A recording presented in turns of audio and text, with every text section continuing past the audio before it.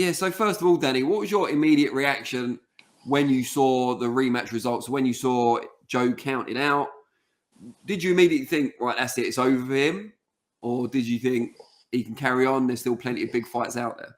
Well, my immediate reaction was buzzing because I got a bet up. But after that, Fair enough. it was, first of all, I think it's remarkable that Joyce made it to his feet, even close to the 10 count after that landed. That is one of the biggest shots I've seen land on the chin of a heavyweight from a 20-stone man. So that was pretty incredible. I felt for him, I really felt for him because I spoke to him once or twice before, and he's really sound, and that's the sort of what you get from anyone when you speak about Joe Joyce. And it was a fight he didn't need to take, the first one, and he'll be kicking himself, and it really is difficult to see him getting back in the world title contention. In terms of carrying on and the health implications, that's obviously something for him and his team and those close to him. As a British heavyweight, there's always going to be big paydays on the table. I mean, Derek Chisora's got mentioned in the chat there. I mean, you look at him, he's got 13 losses and still securing paydays well into the six figures. So, of course, there'll be options there for him. It's just that classic trade-off. It's basically your money for your health. Like, that's the long and short of it. So, I'm not sure. Right, just want to say to anyone who's just joined us, this is SO Live. We're the most interactive show on boxing YouTube. So please do like, comment, subscribe. But most importantly, submit your comments and questions via the live chat, and we'll get through as many as we can. As our good friend Dell will tell you, we have got through quite a lot of chats already. And talking of the man himself, he says, don't think Joyce should retire.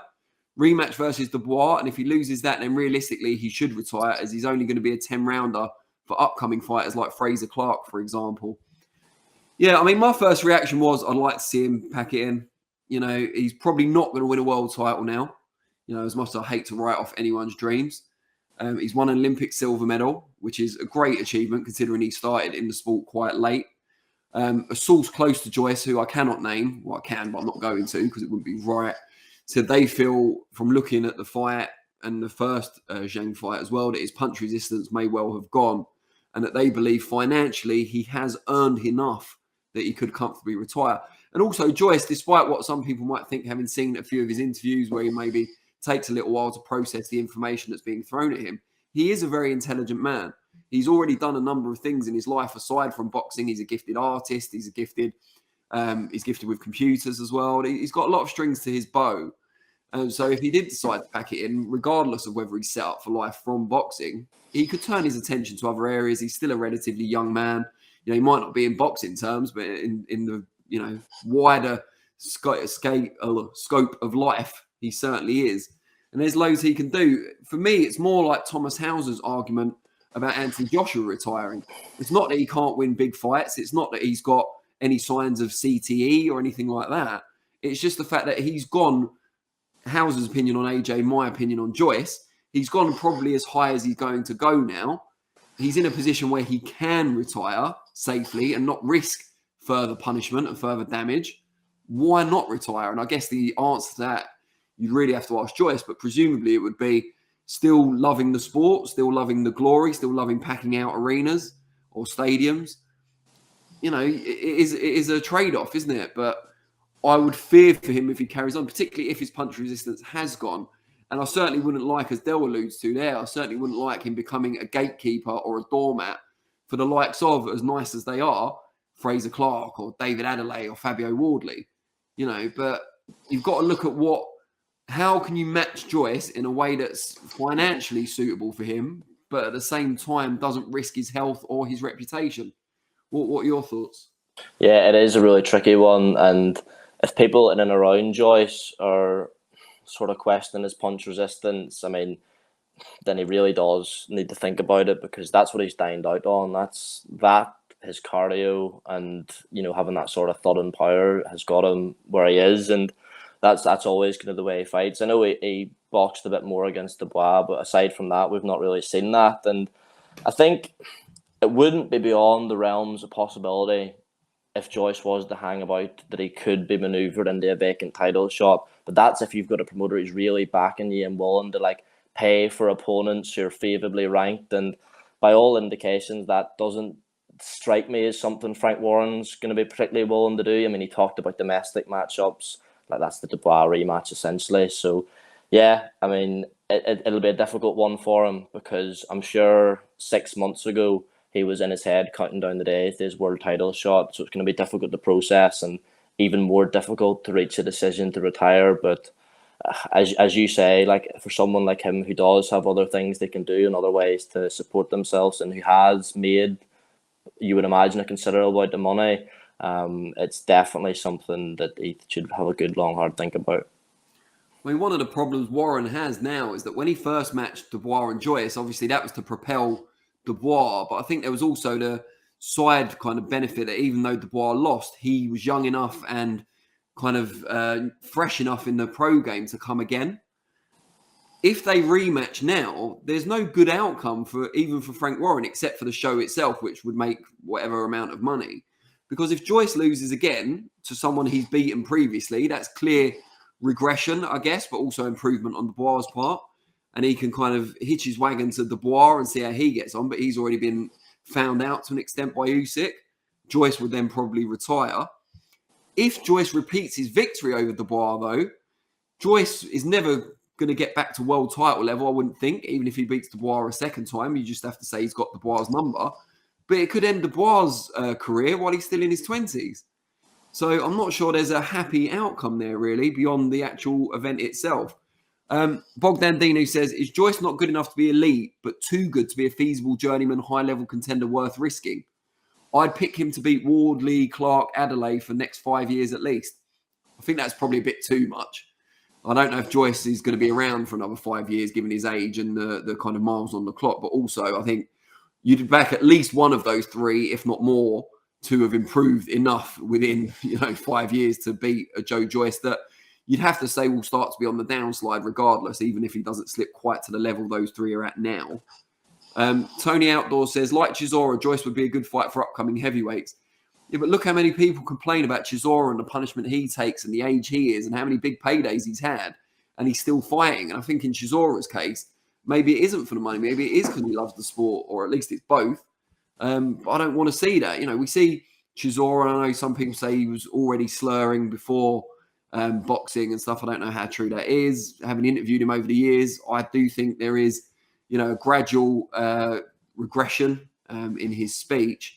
It's not terrible, but I'd certainly like to see him retire. I would have liked to have seen him retire before the Pulev fight, which seems silly because he won it, of course. But I just think once you know you're not going to win a world title, and we saw against Fury quite clearly the gap in levels there between Chisora and that upper echelon.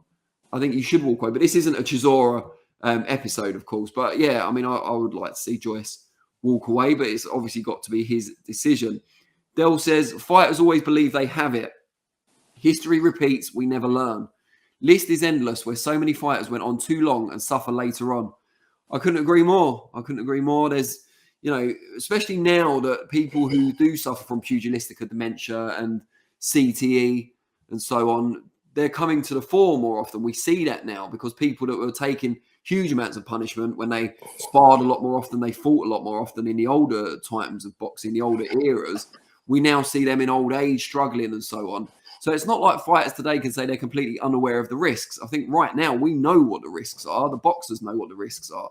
So if someone like a Joe Joyce or a Derek Chisora is going to continue with their careers, that's purely their choice. I would never think we should make that decision for them, but they have to accept that they are risking their future. And for someone like Joe Joyce, who has talked before of wanting a family one day, and at the moment I don't believe he's married or has kids or whatever, he's saving that till the end of his boxing career. You don't want to be in a position where you're struggling with your health in later life, especially someone who's intelligent like Joyce and can do other things. I'm not saying there are other boxers who aren't intelligent. I'm just saying, Joyce is clearly accomplished in other areas and doesn't need to box necessarily. Ian Watson says, you have to know when to leave the party, which is apparently a Ray Boom Boom Mancini quote. Yeah, I mean, definitely. Teach says, if he has no other job outside of boxing, he has to keep boxing for a while. Yeah, Teach, I don't know if you caught this a little bit earlier, but I was speaking to someone quite close to Joyce recently, and he said financially, Joyce is in a position where he can retire. He can live off what he's earned. He's invested wisely. So I'm not sure that's the case. But also, Joyce is in a position where he can do other things. He's very good with computers. He's very good at other sports. He's done some teaching in terms of sports and boxing and so on as well. He's a gifted artist. I think he sold his work for good money in the past. So there's a number of options open to him. He could even retrain and do stuff. He's got enough money he doesn't need to work for at least a year or two. So he could completely change the direction of his life. But again, this can only come from the fighter. So it's very hard to say. I mean, Danny, do you have kind of a personal view on it? How much are you able to separate the kind of sympathy or empathy with boxers from, individual decisions, civil liberties, if you like? Yeah, I mean, at the end of the day, as you alluded to there, we live in a free country, and provided they pass medical checks, which, I mean, as a side note, you touched on Chisora still fighting. I'd love to know what these medical checks are, if he's getting approved to fight time and time again. I mean, you touched on a slur of the speech. I think it's clear to see there's some sort of cognitive decline there. But with Joyce, he's obviously not at that stage yet. You wouldn't have thought. I mean, he's to an elite heavyweight, but if people close to him are saying that, I mean, it is a tricky one, especially, like, I was at an after dinner show last month or so, and Frank Bruno was there, and he's not one you hear spoke about as, like this case for CTE, but it wasn't pretty, Danny, to be honest. Like, there was clear cognitive decline there. And he's not a fighter who, had like a Danny Williams, went on 10, 15 fights too late. He retired sort of close to his prime, and he's still suffering. And